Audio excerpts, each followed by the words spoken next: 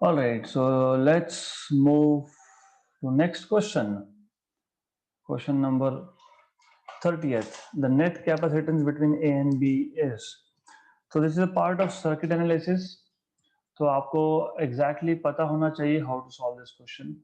तो कैसा है कि हमारे पास एक A point है, फिर उसके बाद we have a capacitance here C, then there is another capacitance here C, then you have a capacitance here C and another capacitance over here C and फिर यहाँ पे एक capacitance और है C and then यहाँ पे भी capacitance है C and here also you have capacitance C and so on so forth. So all capacitors are same. अब आपको जब A और B पॉइंट में इक्विवेलेंट कैपेसिटेंस निकालना होता है तो क्या करते हैं? सबसे पहले आई आइडेंटिफाई जंक्शन पॉइंट्स. तो ये एक जंक्शन है, ये एक जंक्शन है. जंक्शन मतलब where current from different direction can meet, या फिर जहाँ पे अलग अलग डायरेक्शन से जो करंट आएगा वो मीट होगा, या फिर यू कैन से ऐसा बोल सकते हो कि जहाँ पे दो तीन वायर्स कनेक्टेड है, ऐसा भी बोल सकते हो. तो ये एक्स जंक्शन पॉइंट है, ये वाई जंक्शन पॉइंट है. और अकॉर्डिंग टू द डायग्राम हमारे पास एक ऐसा वायर दिया हुआ है. इसका मतलब ये होता है ये x है तो ये भी x है, और यहां से वायर निकल के ये भी x है तो ये भी x है.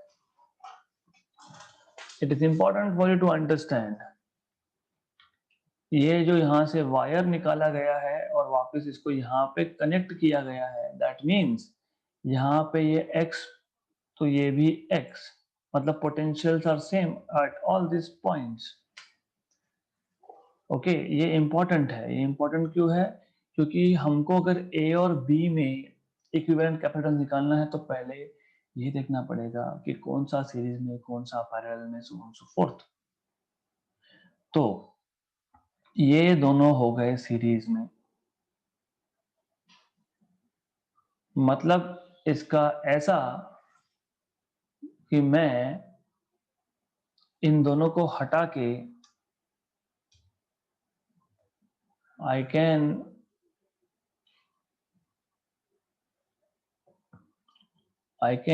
remove these two capacitances.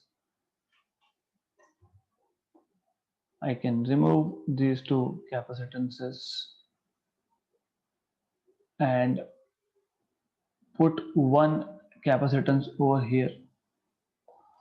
मैंने दो कैपेसिटेंस हटा दिए और उन दोनों की जगह पे मैंने एक ही कैपेसिटेंस लगाया है. अब इसको बोलूंगा CS क्योंकि वो दोनों सीरीज में थे. This is series combination. और आपको पता है 1/CS equal to 1/C plus 1/C, ऐसा आप निकालते हो सीरीज कॉम्बिनेशन.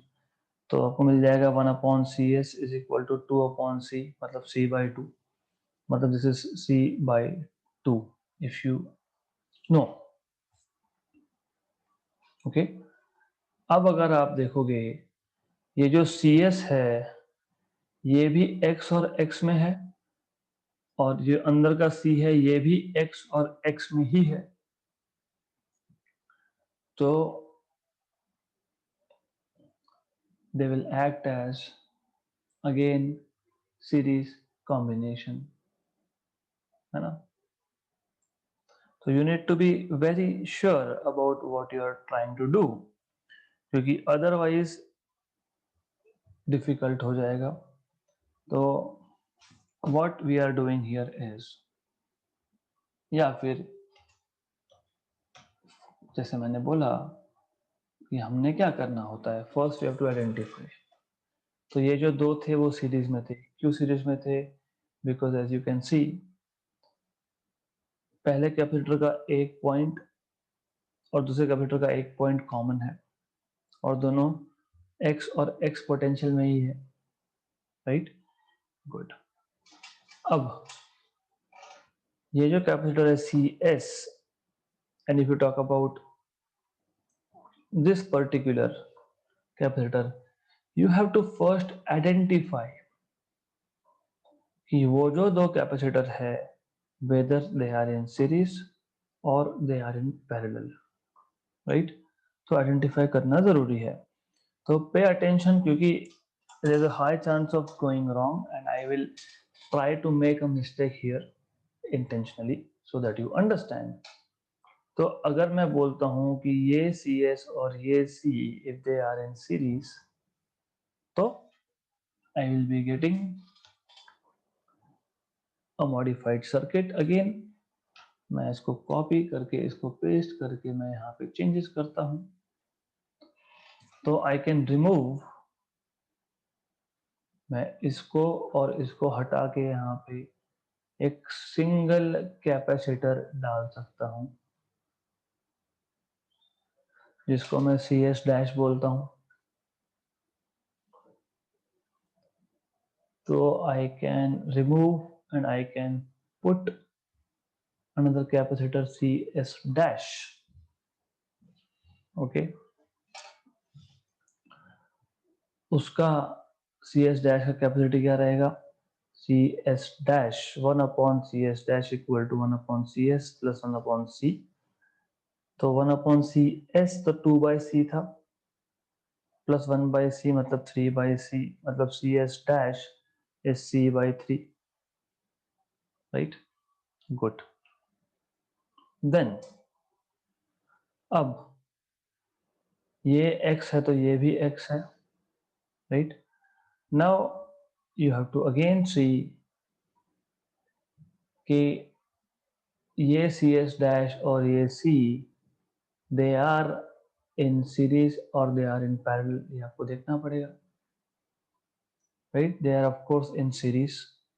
तो इन दोनों को हटा के और एक बार आपको मॉडिफाइड सर्किट में और एक कैपेसिटर डालना पड़ेगा. I will repeat this question but I want you to first think about it, तब जाके क्वेश्चन कर पाओगे.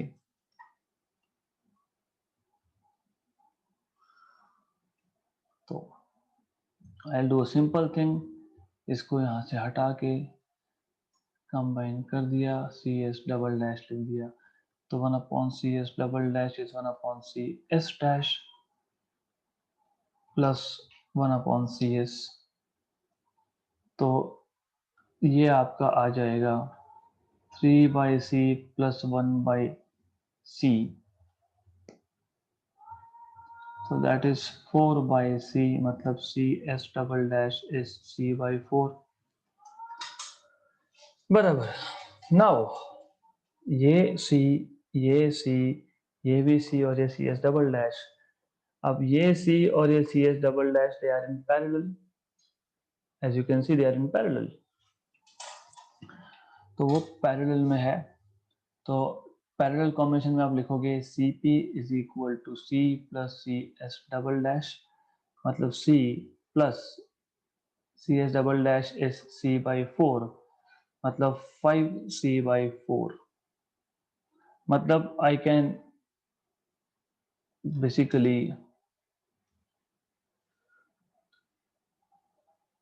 इसको यहाँ से हटा के और वो जो C है उन दोनों का मैं एक इक्विवेलेंट लिख सकता हूँ, दैट इज CP. मतलब अब ये सर्किट ऐसा हो गया, A पॉइंट, फिर एक कैपेसिटर C, फिर एक कैपेसिटर CP, फिर एक कैपेसिटर C, फिर B पॉइंट, क्योंकि ये तीनों सीरीज में है. C, CP, C. मतलब finally 1 upon C equivalent will be 1 by C plus 1 by CP plus 1 by C. मतलब 1 by C और 1 by CP is 5C और ये 4 plus 1 by C, मतलब ये आपका आएगा 2 by C plus 4 by 5C. तो इसमें से आपको जो जो कॉमन निकालना है निकाल लो. 2 by C कॉमन निकाल लिया, 1 plus 2 by 5 आ गया. तो ये आ गया आपका 12 by 5. तो you have 1 upon C equivalent as 2 by C and this is 12/5, तो 5C/24, ऐसा कोई ऑप्शन हमारे पास नहीं है, नहीं है, नहीं है. So that is why I told you that I will make a mistake intentionally so that you learn how to do it in a correct way. Okay, so let us erase all this. The answer is 2C/5. कैसे? So I will give you some hint and you are supposed to first try it out by yourself, क्योंकि ये question जो है, ये question एक बार समझ में आ गया तो हमेशा का प्रॉब्लम खत्म. तो हमारे पास ये एक सर्किट है. हमको सबसे पहले इस सर्किट को सिंप्लीफाई करना हमारा टास्क होता है. सिंप्लीफाई करने का मतलब ये होता है कि दैट यू हैव टू, जितने भी कैपेसिटर यहाँ पे है सब हटा के एक सिंगल कैपेसिटर ए और बी पॉइंट के बीच में दिखाना. This is our task. तो हमको सबसे पहले एक एक करके सर्किट को सिंप्लीफाई करना पड़ेगा. तो मैंने आपको बताया कि आपको पहले जंक्शंस पॉइंट आइडेंटिफाई करने होते हैं. हमने जंक्शंस पॉइंट आइडेंटिफाई कर लिए. ओके, एक्स वाई जो है we have already identified. Okay, तो where did we go wrong? That is very important thing to understand. अगर वो नहीं समझेगा तो you cannot solve this question. One more attempt. This is nothing but 2C. तो ये जो है ये 2C है, राइट? क्योंकि ये दोनों सीरीज में है इसलिए 2C है. Then what I can do is मैं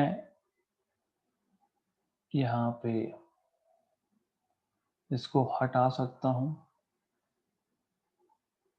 और इसको हटा के मैं यहाँ पे एक सिंगल 2C लगा सकता हूँ. मतलब C और C मिला के एक सिंगल 2C मैं वहां पे लगाने वाला हूं क्योंकि वो दोनों सीरीज में थे, राइट? गुड. तो पहली गलती यहाँ पे होती है हमारी. सीरीज कॉम्बिनेशन में capacitance is 1/CS, that is equal to 1/C1 plus 1/C2. तो वो 2C नहीं, वो C/2 है because that is a series combination. मतलब I can remove those two and I can put a single C/2 here.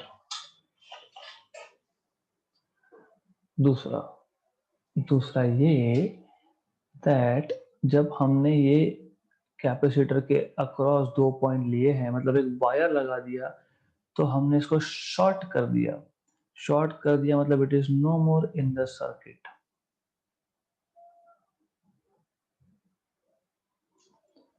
तो ये होता है ऐसा. ओके, अब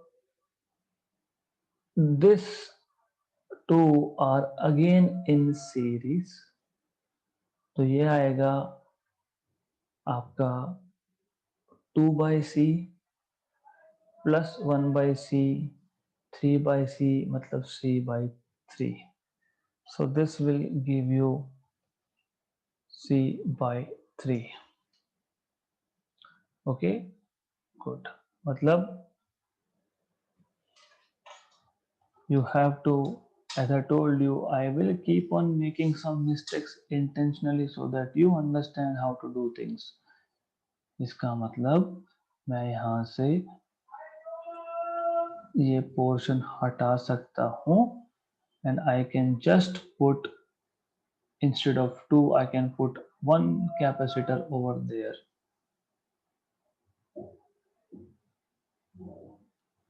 So I can replace this by this. इसका मतलब अब ये दोनों है पैरेलल में और आपको ये पैरेलल कॉम्बिनेशन पता होना चाहिए. Okay,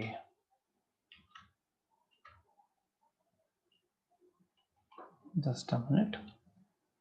It is going to take little bit long for such questions क्योंकि we are doing it for the first time.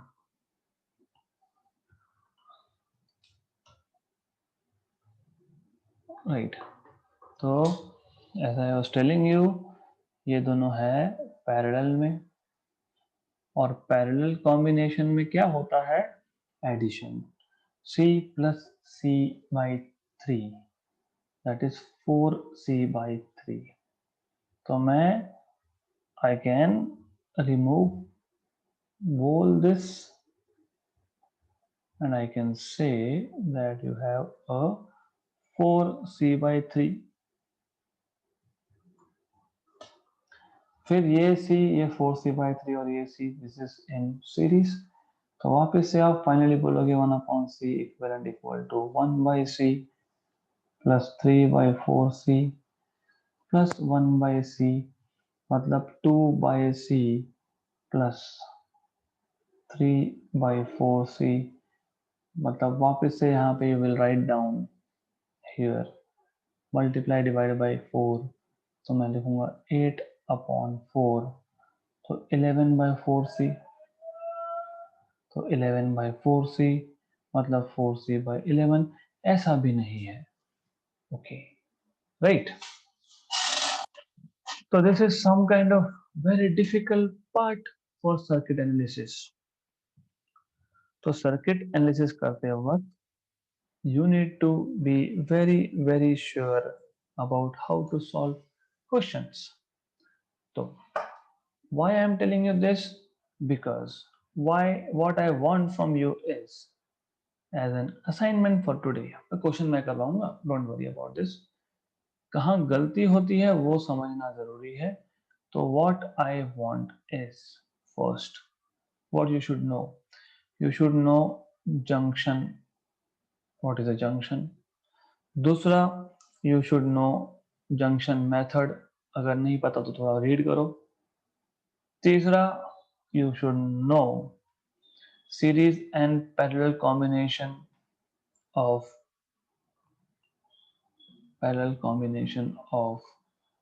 capacitors क्योंकि कैपेसिटर रेजिस्टेंस नहीं है of capacitors. तो ये तीन चीज करो and then today you're supposed to do and then I can tell you which is the correct answer. By the way, just for a hint, पूरा circuit आपका ऐसा हो जाएगा. हमने ऑलरेडी किया है. मतलब ये C जो है यहाँ पे C आएगा. उसके बाद जब आप मॉडिफाई करोगे, सिंप्लीफाई करोगे, ये B पॉइंट है, ये C है, मतलब ये C है. उसके बाद ये जो C है यहाँ पे, दिस इज दिस C, और ये पूरा का पूरा जो होता है ना, ये पूरा का पूरा, this is important to understand क्योंकि ये तीनों मिला के आपको एक इक्विवेलेंट मिलेगा which is somewhere here, right. And that is what is important. If you know this, only then you can solve this, right? So इसलिए it is important for you to do all these things, right? तो सिर्फ ये value की वजह से problem है. That is the only problem that we are facing. Only that much. अगर वो पता होता तो फिर ये क्वेश्चन सॉल्व हो जाता. क्यों? क्योंकि फिर ये कैपेसिटर जो हैगा, जो भी होगा, C डैश मान लो, और ये C ये पैरेलल में है, फिर they all are in series. तो you need to just think little bit की what is happening here. Alright, so the trouble just lies here. अगर आप C डैश अच्छे से निकाल लोगे तो C डैश और C पैरेलल में है, तो you can solve this and you should ultimately get option number B. So I am forced to leave this as an assignment only for today, क्योंकि मुझे कल लेना ही पड़ेगा ये, because I just want you to think about this particular part. बस वही है, और वो difficult नहीं है. It's definitely not difficult, okay? It's a simple thing. तो junction method क्या होता है वो देखो आप. That's why I have to put it as an assignment for today. And of course, series and parallel combination आपको पता ही है कैलकुलेटर का. But you just know how to identify junction and what is junction method. Next question, and this is simple. The amount of work done in increasing the voltage across the plates of a capacitor from 5 volt to 10 volt is W. The work done in increasing it from 10 to 15 will be. ये question easy है, you should know. आपको याद होगा हमने capacitor में potential energy का formula लिखा था हाफ CV स्क्वायर, राइट? और you know this was work done basically because work done is stored in the form of potential energy. अब ऐसा है कि वर्क डन W जो इन्होंने बोला है that is final potential energy minus initial potential energy. जब आप ये इक्वेशन डिराइव करते हो कैपेसिटर चार्जिंग, उसका क्वेश्चन था ये कि जब हम लोग कैपेसिटर को चार्ज करते हैं, मतलब हम लोग व्हाट वी डू इज, मैं थोड़ा बता देता हूँ आपको. हमारे पास प्लेट्स है, हम क्या करते हैं, हम लोग कैपेसिटर पे चार्ज डिपॉजिट करते जाते हैं. पहले जीरो चार्ज था, नो वर्क इज डन. पहला चार्ज लाया तो नो वर्क इज डन. फिर मैं और चार्ज ला रहा हूँ इस पे, so I am putting more charge on this plate. तो पहला चार्ज लाया, नो वर्क इज डन. फिर चार्ज लाया, work is done against the field of first, then more charge, तो इट इज वर्क डन. तो अगर आपको याद होगा मैंने बताया था कि हम जब चार्ज को ला के डिपॉजिट करते हैं तो हमको वर्क डन करना पड़ता है, और work done is a form of energy which can neither be created nor be destroyed. That work done is stored in the form of potential energy, electrostatic potential energy of capacitor. उसका formula था half CV square. तो initially जब हमारे पास charge नहीं था, potential नहीं था, मतलब ये जो फॉर्मूला है इसमें फाइनल पोटेंशियल V लिखते हैं और इनिशियल पोटेंशियल 0 लिखते हैं. मतलब इनिशियल पोटेंशियल एनर्जी 0 होता है और फाइनल पोटेंशियल एनर्जी यहाँ पे होता है आपका this one, half CV square. मतलब ये फॉर्मूला भी itself is work done which is final minus initial potential energy, that is half CV square minus 0. तो ये रियलिटी में ऐसा है. गुड. तो इसका मतलब ऐसा है कि मुझे अगर वर्क डन निकालना है तो हमेशा फाइनल माइनस इनिशियल. फाइनल मतलब half C V2 square minus half C V1 square. मतलब work done W is half C V2 minus V1, V2 square minus V1 square, ऐसा है वो. Good enough. तो W वर्क डन है पहले case में half C. जब आपने 5 to 10 वोल्ट आपने वोल्टेज इंक्रीज किया तो 10 स्क्वायर माइनस 5 स्क्वायर. तो work done W is half C, 100 minus 25 is 75. तो मैं इसको लिख दूंगा 75/2 टाइम्स ऑफ C. ये है केस 1. केस 2 में भी आप यही करोगे. W dash is equal to half C V2 dash minus V1 dash का स्क्वायर. केस 2 में आपको क्या बोला है, केस 2 में आपको बोला है that this work done W dash half C, final potential is 15 volt, तो 15 स्क्वायर माइनस 10 स्क्वायर. तो W dash is equal to C by 2, 15 square is 225 minus 100. तो ये आ गया आपका W dash is equal to C by 2 into 125, 125 है ना, और ये 75/2.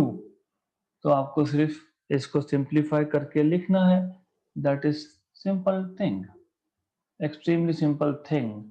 क्यों? क्योंकि it becomes 0.6 times of W। कैसे? कैसे तो मतलब इट इज इजी थिंग। तो W dash by W divide कर दो, डिवाइड कर दो तो क्या बचेगा आपके पास? C/2 C/2 कैंसिल, 125 बाय 75, 25 5 जा, 25 3 जा, है ना? Good. So just solve this. Simple. So you will get option number D, I guess. Not 0.6, it is option number D. क्योंकि ये आपके पास आएगा 5/3 is 1.67 roughly, and you will have this as 1.67 times of W. Option number D. Simple question था, सिर्फ आपको work done का formula पता होना चाहिए था।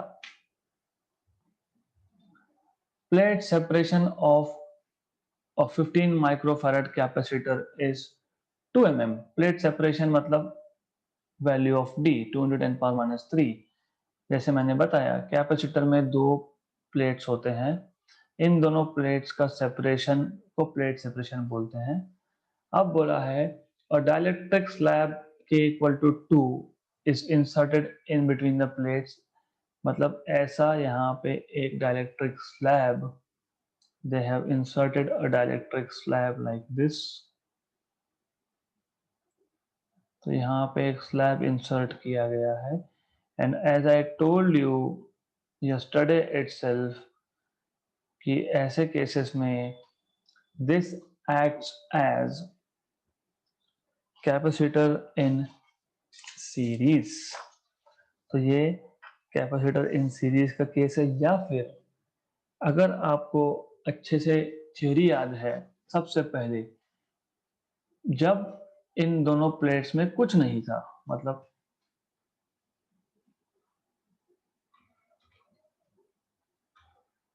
I am talking about this case when there was nothing, only air। तो initial capacitance C0 आपको दिया गया है, दैट इज 15 माइक्रोफैरड। 15 माइक्रोफैरड आपको पता होना चाहिए। Initial capacitance is nothing but epsilon 0 A by D। This is 15 microfarad. Actually हम K से मल्टीप्लाई करते हैं, लेकिन K फॉर एयर इज 1, तो इसलिए लिखते नहीं है। गुड। न्यू कैपेसिटेंस अगर आपको याद होगा, जब आप डाइलेक्ट्रिक स्लैब डालते हो, और जरूरी नहीं है कि डाइलेक्ट्रिक स्लैब ऐसा ही हो, you can have dielectric slab like this, है ना? तो डाइलेक्ट्रिक स्लैब का थिकनेस जो है, you take it to be this thickness, you take it to be T। अगर थियरी अच्छे से याद है तो मैंने बताया था, जब आपने डाइलेक्ट्रिक स्लैब इंसर्ट किया है तो कैपेसिटेंस का फॉर्मूला बन जाता है epsilon 0 A upon D minus T plus T by K। This is what it becomes. Alright, तो ये आपको पता होना चाहिए, यू शुड नो दिस, तब जाके क्वेश्चन आप सॉल्व कर सकते हो, otherwise you will not be able to solve this question. Simple चीज है, you should know this। When you insert a dielectric slab of thickness T between plates, then you get this। Okay, then अब क्या है, solve करना है सिर्फ, you just have to solve this। How to solve this? That is again a problem now। क्यों? क्योंकि आपको T दिया है, आपको D हाँ दिया है, D भी दिया है, you have been given D 2 mm है इनिशियल, है ना? प्लेट सेपरेशन आपको 2 mm दिया हुआ है, गुड, और थिकनेस भी दिया हुआ है आपको, T भी दिया हुआ है 1 mm, मतलब 10⁻³ तो एप्सिलॉन 0 A नहीं पता हमको, तो नहीं पता तो फाइंड कर लेंगे यहाँ से। तो हमको क्या पता है, epsilon 0 D upon A is 15 microfarad, upon D upon D upon D upon D. Epsilon 0 A upon D is 15 micro. मतलब epsilon 0 A is 15 into D into 10 power minus 6 और D की वैल्यू हमको दी है 15 into D is 2 into 10 power minus 3 into 10 power minus 6 मतलब 30 into 10 power minus 9. तो बस therefore new capacitance C dash is equal to epsilon 0 A which is 30 into 10 power minus 9 upon D की value you already have. D is 2 10 power minus 3 minus T is 10 power minus 3 plus 10 power minus 3 upon K की value कितना बोला है 2. तो इसको solve करना पड़ेगा आप लोगों को and you will find out correct answer. So it will be equal to, this will be equal to 3 into 10 power minus 8 10 power minus 3 सबसे कॉमन निकाल दिया तो 2 minus 1 plus half. दो में से एक गया एक में हाफ ऐड किया 3/2 है ना. तो ये आ गया 3 into 10 power minus 8 upon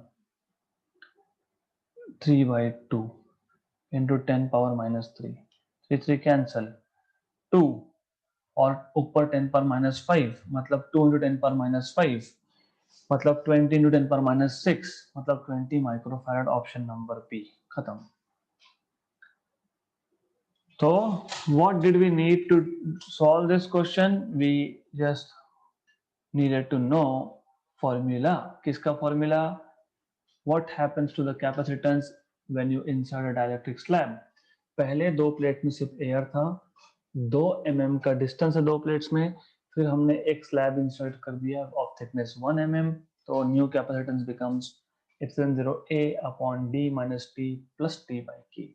This is what you are supposed to know. Just solving.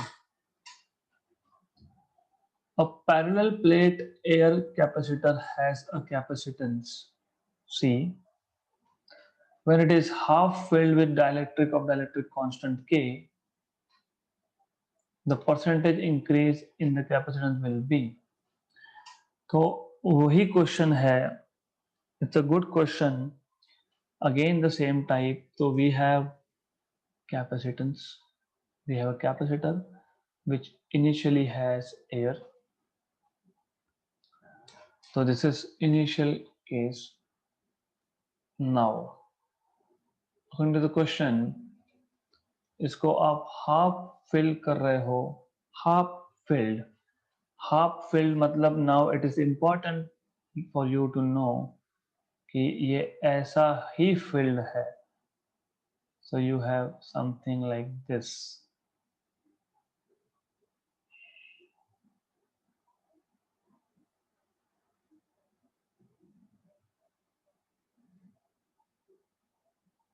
Half filled मतलब ये अगर D है तो this thickness becomes D/2 और ये K है. ओके तो ये बन जाएगा दो कैपेसिटर.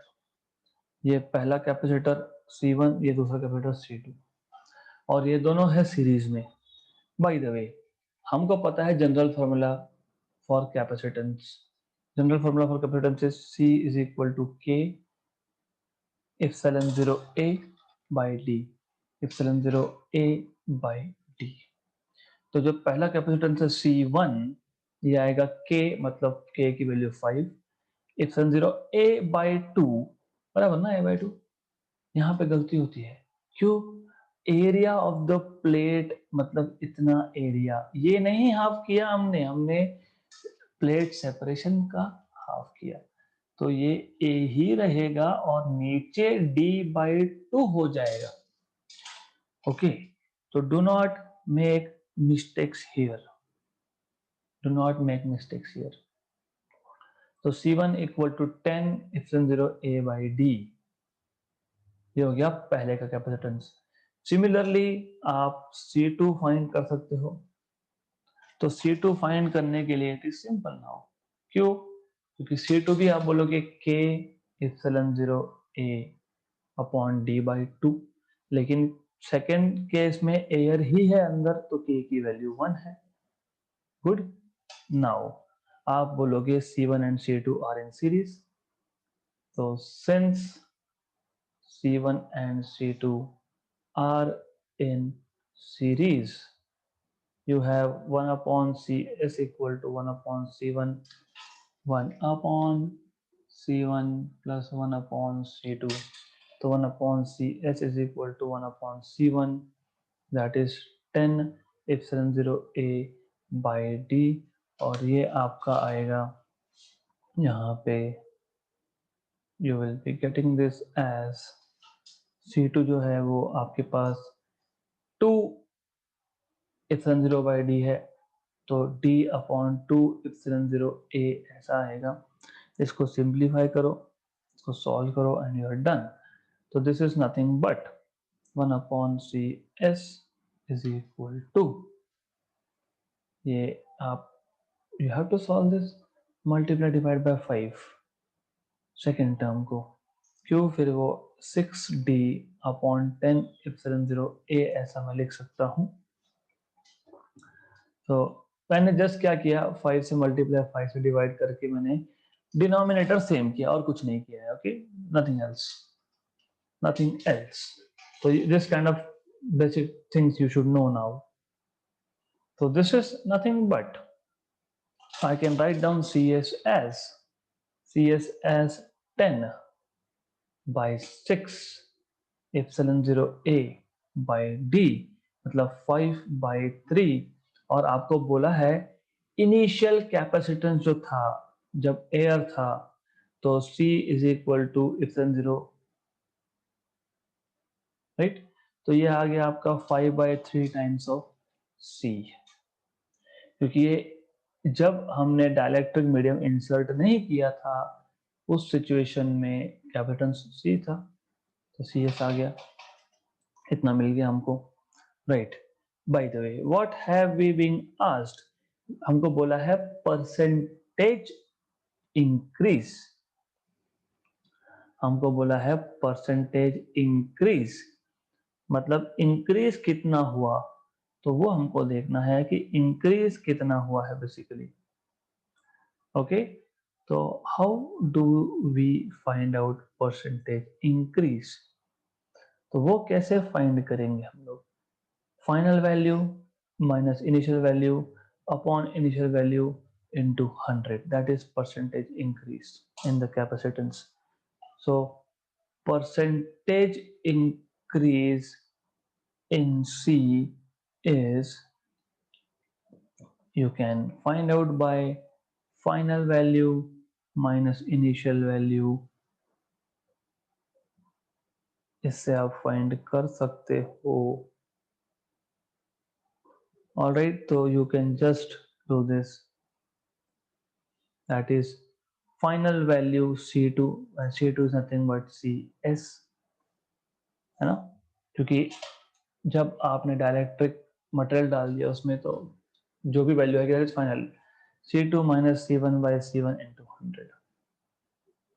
तो ये आपके पास है C2 5 by 3 times of C1, you already have, है ना, तो मैं लिख सकता हूँ C2 by C1 minus C1 by C1 1 200, और C2 by C1 is 5 by 3 minus 1 into 100, मतलब 2 by 3, ये 2 by 3 आ गया।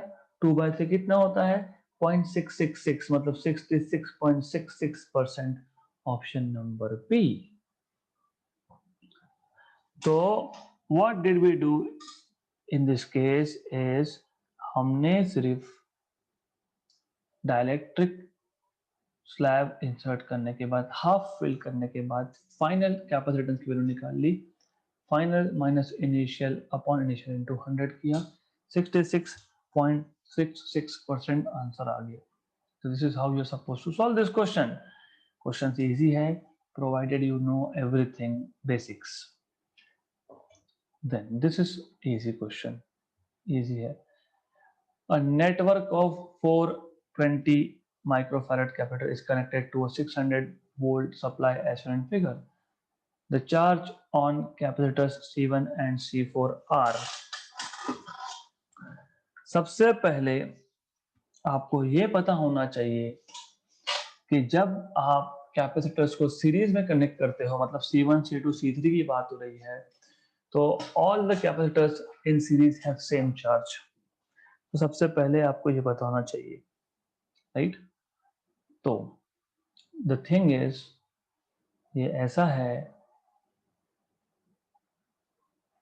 ऑल द capacitors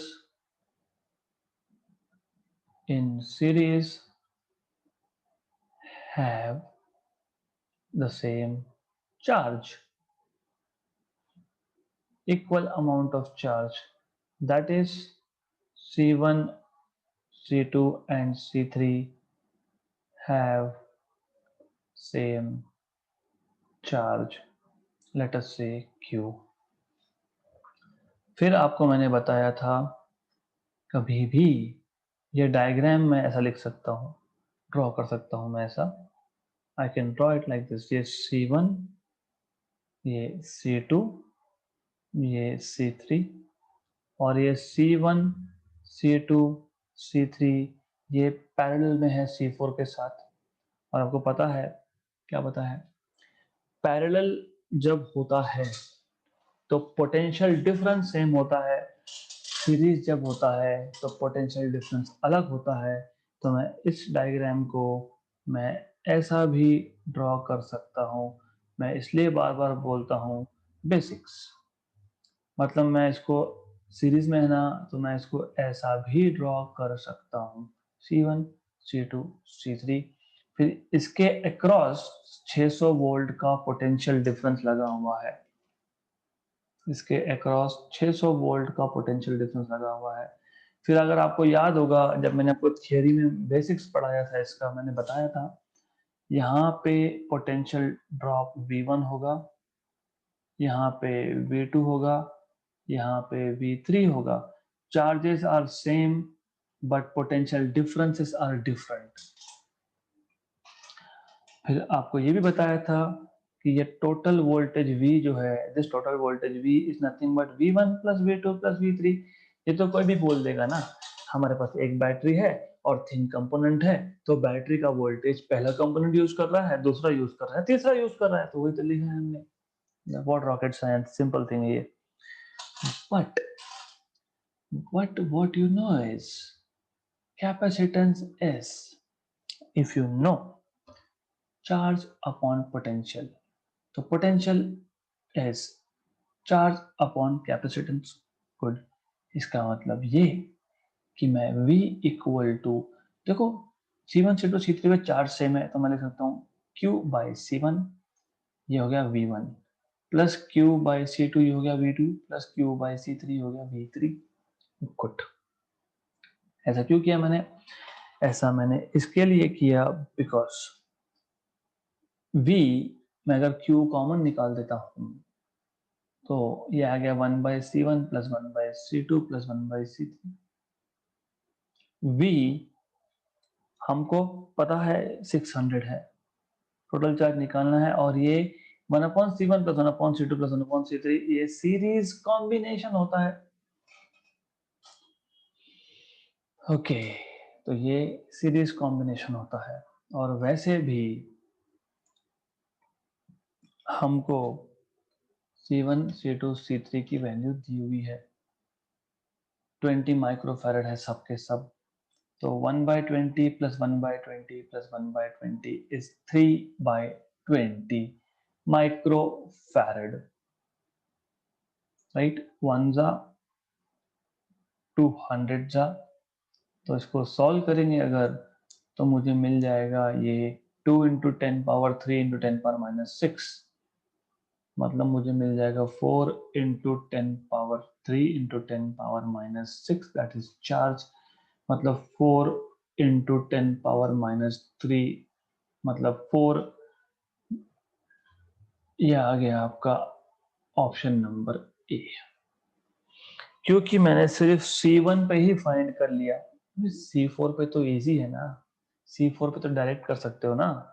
C4 के लिए क्या बोलोगे? We know that charge on C4 is Q dash is equal to, अभी यहाँ पे लिखा आपने C into V, capacitance into potential difference. Capacitance कितना? 20 माइक्रोफैरेड का. पोटेंशियल डिफरेंस कितना है? 600 का. हाँ तो हो गया ये 12 इंटू 10⁻³ हो गया. इजी. तो this is how you solve this. Okay, simple question. C1 C2 C3 series में है. तो total potential drop across C1 across C2 across C3 is V. तो V is equal to V1 plus V2 plus V3. अब V1 क्या होता है? Q by C1. V2 क्या होता है? Q by C2. V3 क्या होता है? Q by C3. क्योंकि चार्जेस सेम है, क्योंकि सीरीज में ये पता होना चाहिए था. तो Q कॉमन निकाल लिया, सॉल्व कर लिया, इसको खत्म हो गया ये. तो मिल गया आपको charges on C1 and C4. Good enough. Okay, so we will stop here for today. Remember your assignment, क्योंकि ये क्वेश्चन मुझे कल वापस लेना पड़ेगा. Only because of this, how to solve this. I want you to read. Junction पता होना ही चाहिए, इजी है. जंक्शन मेथड क्या है ये देख लो एक बार. ओके, और सीरीज और पैरेलल कॉम्बिनेशन कैपेसिटर मैंने बता ही दिया आपको. तो बस ये अगर आपको मिल गया देन यू आर डन. क्योंकि ओवरऑल पूरा सॉल्व करने के बाद इतने पार्ट का इतने पार्ट का टोटल 2C आता है. तो ये आपको देखना पड़ेगा and then it is simple thing, फिर सॉल्व हो जाएगा ये.